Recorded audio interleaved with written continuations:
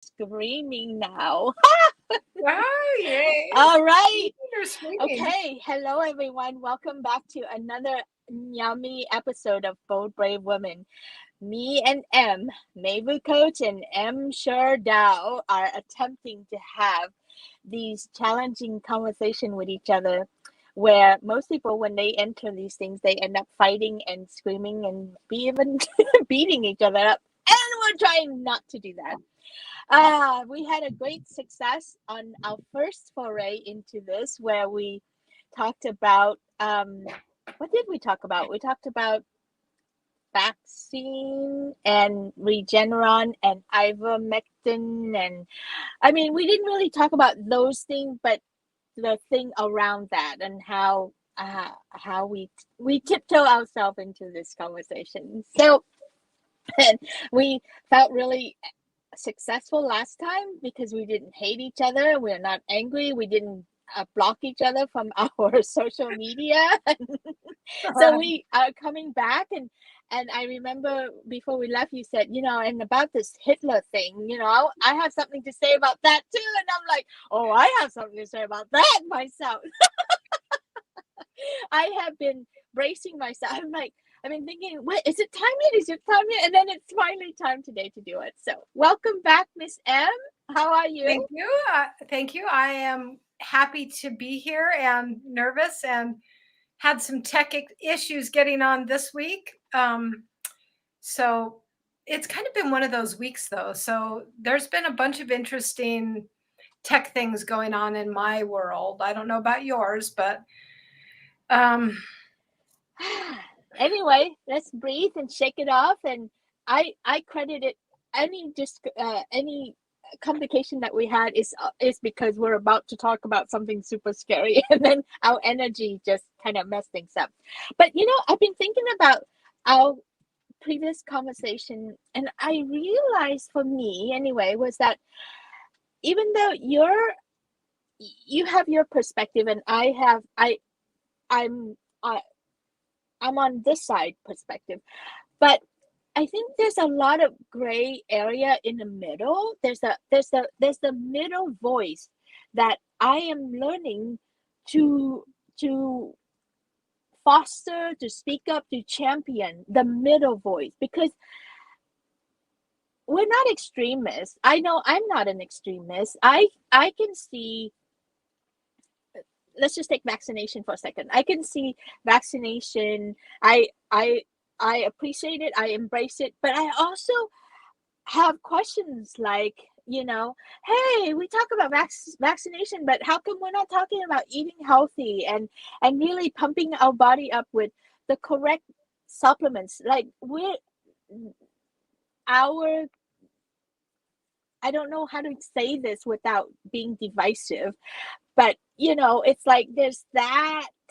So I think there's a middle voice, and what I saw in the comments from our viewers was that they were like breathing a sigh of relief that there is the middle voice that is considering both sides and is confused from both sides, and we end up leaning this way or that way.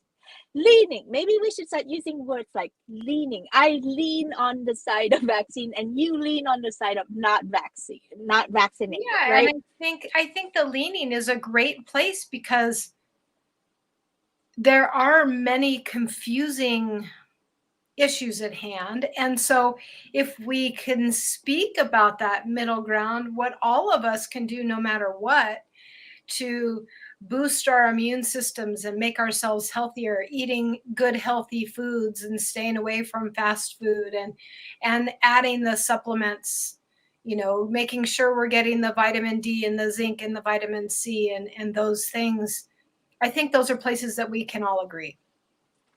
Perhaps. So yeah, so I'm excited about doing this again with you and venturing into a scarier conversation. Even I thought ivermectin and Regeneron last week was scary enough, and then I thought, oh no, we can get even scarier about this whole fear of the rise of Hitler life or Hitler time or Nazi time of being, there's versions of both sides to this conversation. Yeah. So I have to like mentally and physically prepare myself to relax, not go into battle with you, and to really hold myself so I can be rational rather than irrationally emotional charge or something. So anyway, that's my preparation. How about you? Um, my preparation has been opposite that, to simply let go and show up Mm, and trust.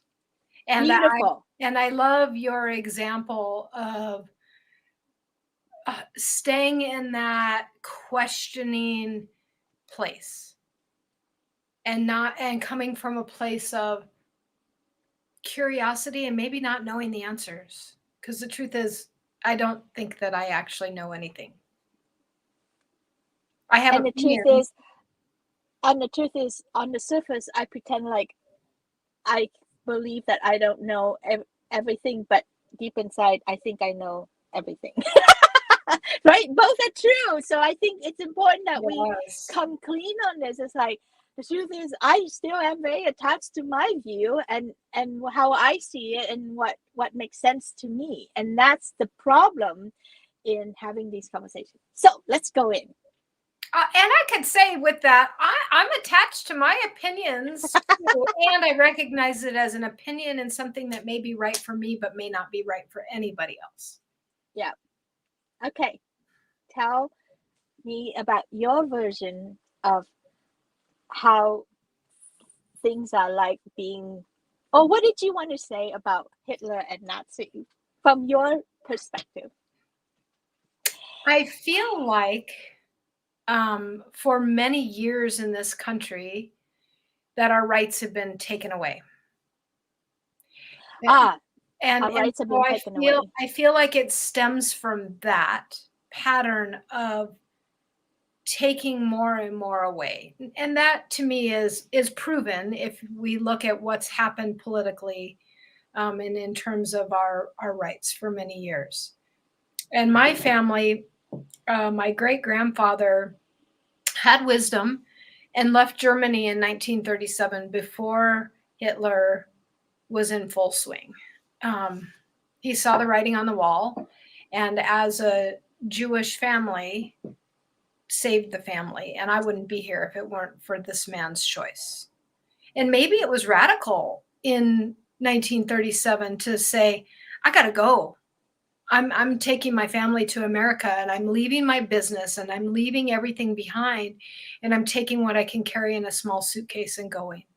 And this man had a ready to wear dress factory and had drawers of silver buttons and all kinds of interesting things. They had maids, housekeepers.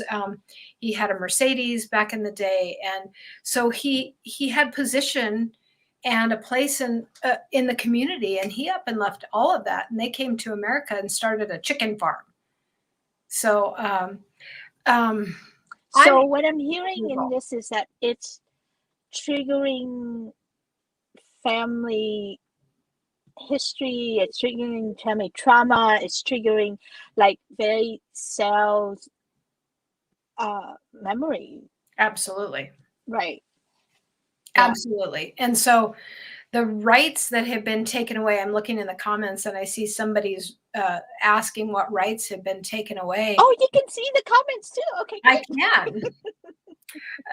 I can either move it to private chat or comments, but I can see.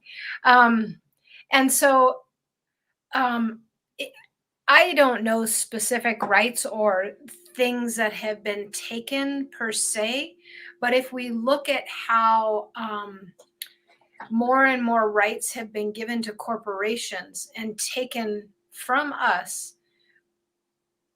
I'm really bad at naming those sorts of things. So this is a little bit difficult for me to actually pinpoint anything. So I totally am with you. So I want to make that okay. Let's make that okay because you and I are not political savvy people. We don't have the language. We're just ordinary citizens that watch the news, whichever news that you watch and whichever I watch, and we see what we see, and we talk. And that is the problem that we're trying to um embody, or trying to like be open about this, is that we don't know, we're not in the thing, but we have our own physical trauma, our own history trauma, and then we know bits of pieces, and then we make the connection in our head, and then we are attached to our view, and we're and then some of us out there gets really attached to our viewpoint with little informations, and then they carry guns, and then they start shooting. It just gets really crazy. So we're just trying to find that middle voice between us, like where's the common ground here, and as I'm listening to you, I'm like, oh, I have a common ground, because I escaped from Vietnam. Communists came in, and it was amazingly super scary and blah blah blah, right? And so I am like watching what Trump did with the government and this country from 2015, before he can get in, to now, and suspecting that he's in the pocket of Russia. I feel the same way. I just have a different explanation than you do. I feel the same fear that you feel. It's like our rights are taken away, but not the evidence that you're seeing. I see a different sets of evidence. So I think that's what's so crazy about where we are in this country in our conversation is, if we really look, there's a lot of common ground. It's just that we are looking at different bits of information and feeding that fear. True. How's that for the middle ground, right? I love that. And I want to acknowledge Abraham's comments that if I can't give actual examples, I probably should avoid speaking generally as a fact. And what I want to say about that is, on one hand, I absolutely agree. And on the other hand, I'm human and I have ideas and beliefs, like you were saying about taking the sprinkling of something and running it through my own filters and then putting it back out in my own way. And I think that's normal for us to do as humans. Well, that's what is rampant in this country. And then we get really righteous about it. And then then we start fighting. But wait, hold on, right? I want to find that common ground, that it's like you being of Jewish descendant, having your dad evacuated you guys out of there and escape Hitler and Nazi and that whole atrocity. Me being a country in Vietnam where it in 1975, we completely lost our country and got abandoned by the United States. It's all these things that we live, and I'm hyper vigilant about my rights being taken away. I'm hyper vigilant about, am I safe in this country? Am I still wanted in this country? What policy is being done that is hurting me, or that could hurt me and my family? I'm ready. I mean, like I already told my mom, I'm like, hey mom, you know what? If your guy Trump come back into the government, I'm out of here. I'm like, I'm sorry, but our relationship ends right there unless you want to come with me, because I'm on the first plane out, because I feel the same way. I feel like if he comes in, my right and my life would be in danger. So different evidence that we look at, right? But completely attached to this fear that our rights are being taken away, or we're in danger that's coming down. Yeah. That's scary, and a lot for all of us in those situations. And we have Black Americans dealing with other sorts of traumas, yet similar. I mean, I'm watching things happen with our judicial system where a Black man is a victim in domestic violence. He was the abused person rather than the abuser, and he's in jail, not the abuser. And what is the cause of that? Is that sexism, racism? What is that? And where is justice? And so I realize that's a very different topic, and it's similarly tied in that I recognize our systems are broken.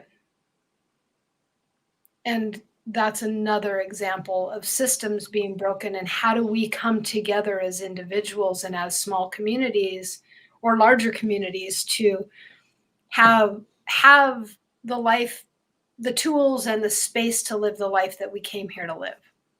Well, that there's another thing that we can agree on. It's just like we both agree that we do think that the system is broken or not working or stop working, or there's a stuck there, right? And then how do we go forward? It's like what's your answer? I mean, like, is your answer what? How do you see moving? How do you see solving that problem? I actually have a really clear answer for that. What's that?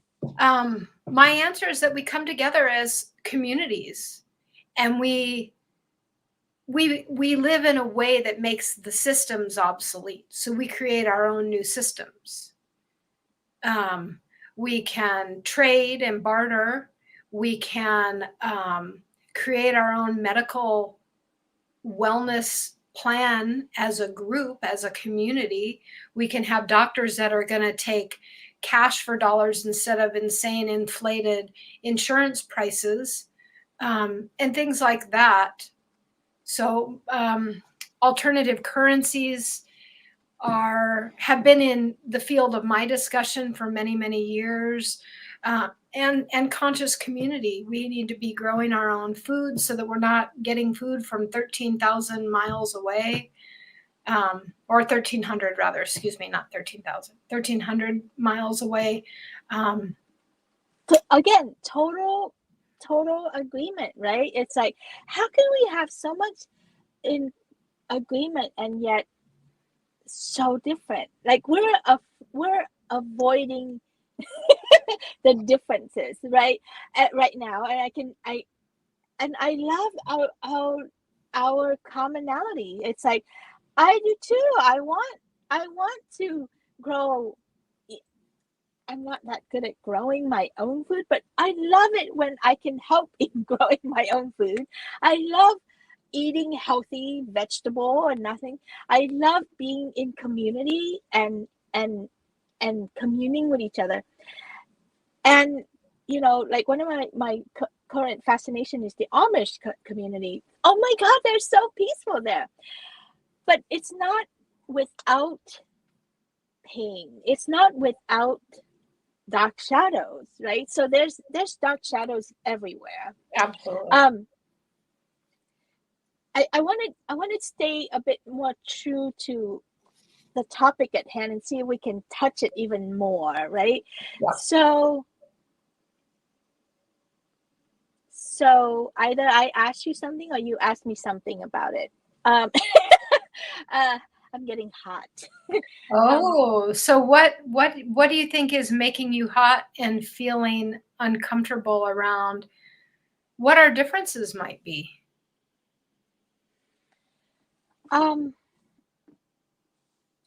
Okay, a couple of things. I'll just rattle off what I've been thinking too. Is that for me, I hear our country screaming that our rights are being taken away. And because I lived in Vietnam under communism, I know what it looks like and feel like when our rights are taken away. And this is not it. This is so not it, because it's if your rights are really being taken away, you would know. You would be imprisoned right away. You would be shot on the spot. You would just know. Uh, if you can still scream that your rights are being taken away, your rights are not being taken away. Period. So there's that. And then I think about this whole thing about people get so upset that they have to prove that they are vaccinated. Well, we have to prove that we have a passport when we get on a plane. What's the difference? That, or that you have your real ID when you get on a plane to fly anywhere. Like, why is that a right taken away? Different time, different face. Like, 9/11 happens, and now we all have to take our shoes off at the airport and have to go through security. So we did that, and we're fine, and it keeps us safer. So what is so difficult about, hey, I'm vaccinated, here's my papers? So I and yes, there's, now we can get even crazier, and there's cameras everywhere studying and watching over us all the time. Yeah, that's the way of the world. The world is going this way. We have more and more. So it's like, where do we stop? Yeah, this is where I feel this way, and then I can see myself drifting toward your fear and meeting you in the middle. So that's my that, Well, off the and top of my head. maybe that's the issue, is that some of us may want to revert to or hold on to some of the things in our past that we liked or felt secure with, and feel uncomfortable, maybe simply because it's new, or maybe simply because since when does my medical history become anyone else's business, or what medical choices I make? So a vaccine is my medical choice, whether I do or I don't. Now I realize there is community standards and the community's health at stake. And that's where it gets sticky and kind of messy. Yeah. And it kind of like, I used to have a sister-in-law, since I'm not married anymore. She's not my sister-in-law anymore. Who refused to wear a seatbelt when she drives, and with her kids floating in the car. Right, and her thing is, well, it's in my car. It's not your right to tell me whether I should put on a seatbelt or not. It's my life. I can die if I want to. Right, that's kind of crazy. I mean, we all know that that's crazy logic, but and it's acceptable logic in some people's belief structure. I caught something last night, and a woman had breast cancer. She'd had remission of breast cancer, and now things had gone haywire in her system again, and she was now at stage 4 cancer. And she opted, instead of to fight it, she said, no, actually, I don't want to fight this. I want to live out the rest of my days in freedom and health and the best that I have right now, instead of having chemo take me down. So she made a conscious choice, and she has friends and immediate people in her life that are like, what are you doing? Why aren't you fighting? And she's fighting. She is fighting. It just happens to be a different fight. She's yeah, fighting to have the life that she wants and have right. the best quality she can have. So I feel like this vaccine battle that we're having is kind of a reflection of that. And that freedom of choice is really the bottom line for each of us. And I know there's huge dissent there. Yeah. But I think there's a difference in what you're saying there, though, because when I finally surrendered to getting vaccinated, it's because I believe that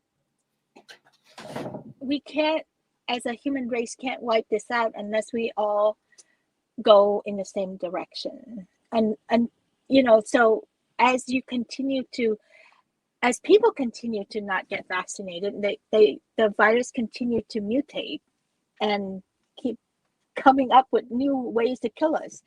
And so I also see an irony here. I see that the people that are screaming that their rights have been taken away, they don't wear masks, they don't want to have to be told to wear masks, they don't want to be told to be vaccinated. I see like, in a way, the more they fight it, the more society has to create rules, right? I mean, it took us a year and a half. Oh, I forget now how long it is. It just seems like this is life forever. But anyway, that now corporations are making rules that you have to be vaccinated to work here, or you get tested, every week or something like that. And yet, because we refuse to cooperate, we refuse to go along, so the rules have to be made and things have to be tightened. So that's kind of like the unintended consequences. The more we fight, the more things has to clamp down. Now, in China, you don't even get a chance to fight. Now, that's really freedom taken away. So I just think that the lens of my freedom is being taken away is being manipulated and feed into our fear, and so we continue to believe that.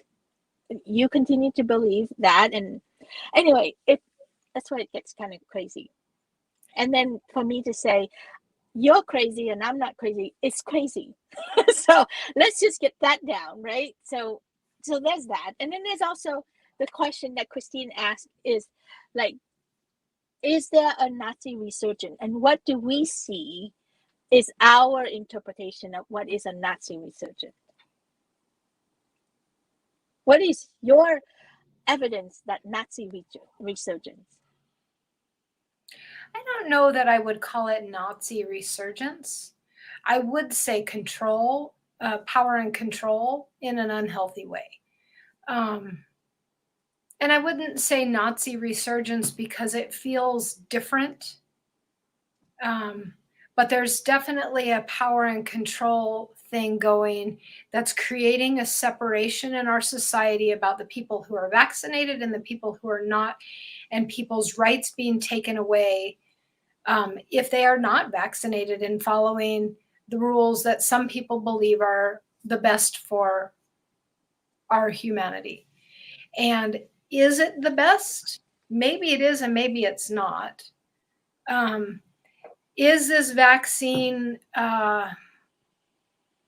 really doing the same thing that the polio and measles, mumps, rubella, and those vaccines did? I'm seeing evidence that say something different. I'm seeing evidence that say it attacks this one protein, but it doesn't attack these other things. And those other vaccines actually took care of all of that. And so that's why in places that are fully vaccinated, there are many breakthrough cases of people getting COVID. Who is fully vaccinated? What's that? Who is fully vaccinated? What country is fully vaccinated? Well, highly vaccinated. Israel is one. You said China, right? I don't know what China does. China is, closed door. I just know that when the thing came, they literally lock you in, put a tape over your door. You do not get to get out. And then they left you in there to die. So there's no food coming in. That I saw. That's So super brutal. that's what it looks like when your rights are taken away. What we have is not what our rights are taken away. So, It's just so not. I hear what you're saying around that, and our rights are not taken away to that degree. Absolutely true.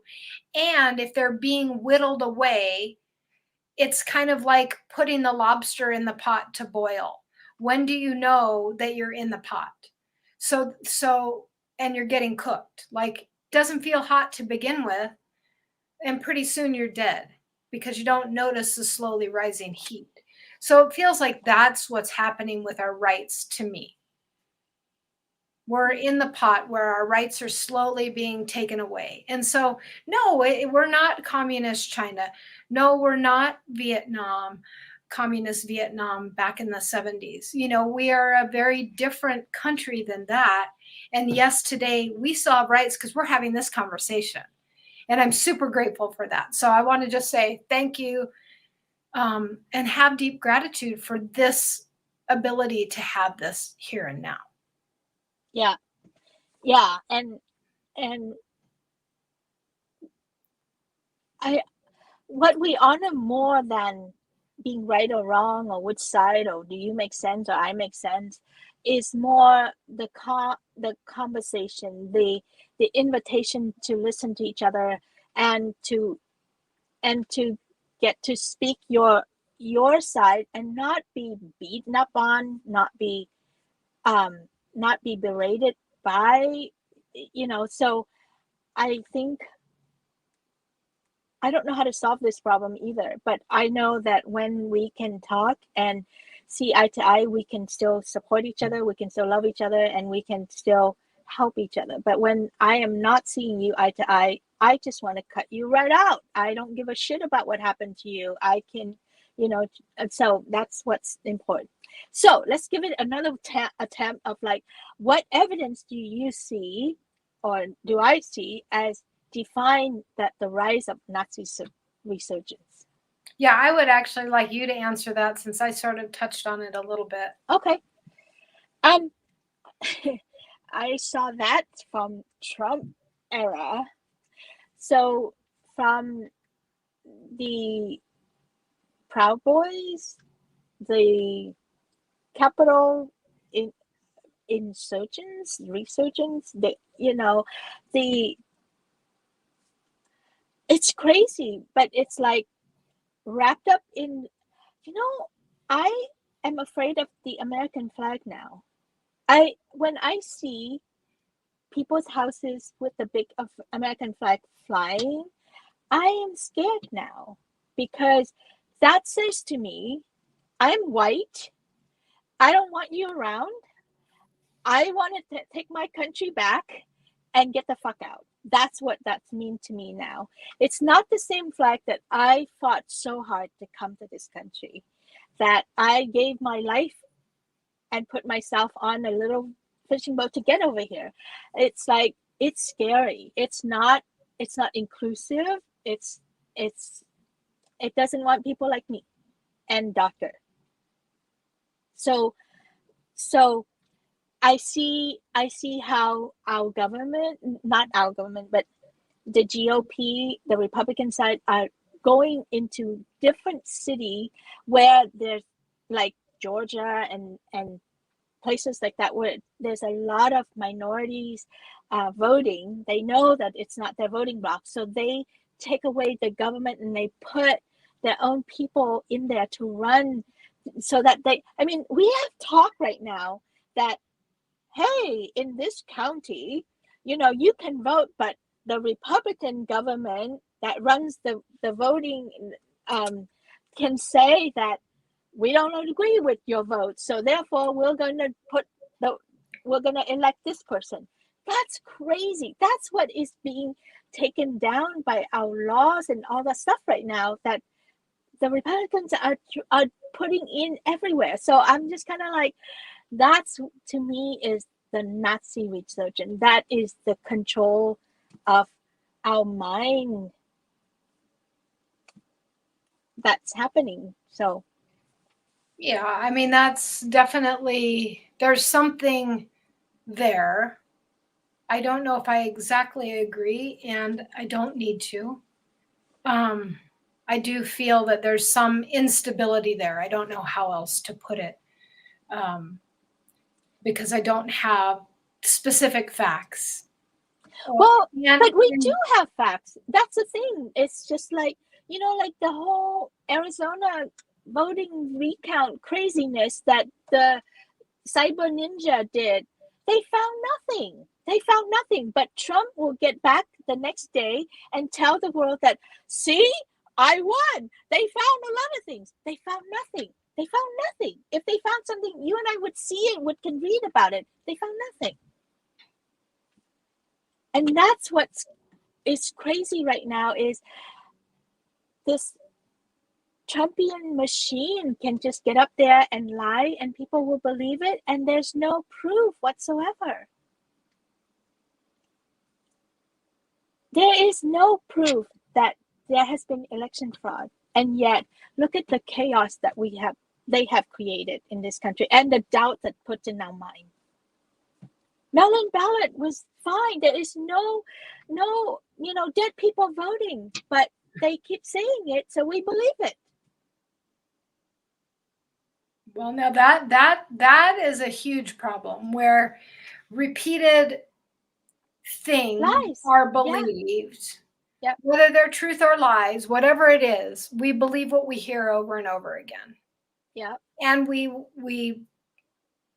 easily programmable. So that is definitely a factor to take into consideration in this era of social media and mass media in the ways that we have it, where we're constantly bombarded and very rarely even have time to have quiet in our lives.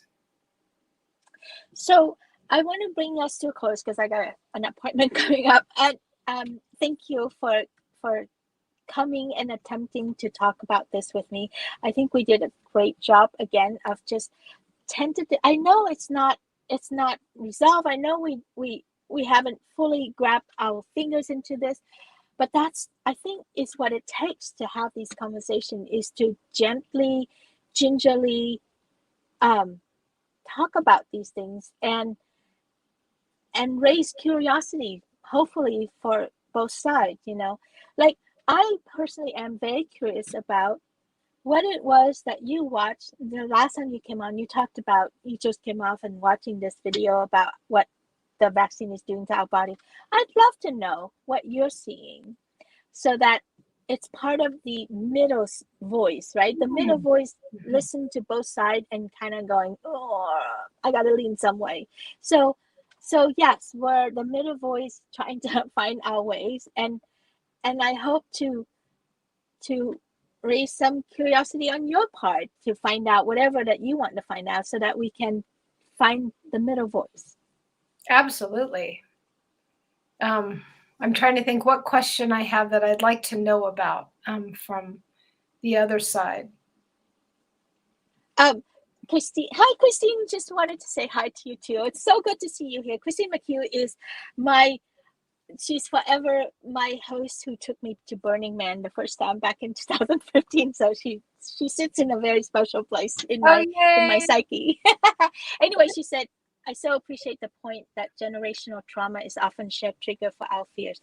I think that was one of the big things that came out today, was that we got to share our generational trauma and how quickly we go to that. Like, I know, like, my mom has a generational trauma toward China. So anything China comes up, she's like, Wing! And that's why she loves Trump, because he used that against her. He used that to convince her that he's the good guy, that he's there fighting China. He's not. He paid more taxes to China than he pays to this country. But hey, the lies continue, and she continues to buy it. So I think it's just so I think it's important for us to keep talking about ourselves and our trauma and what we're listening to because of our trauma, rather than, are you right? Do you have evidence? Because we can never convince each other of the evidence.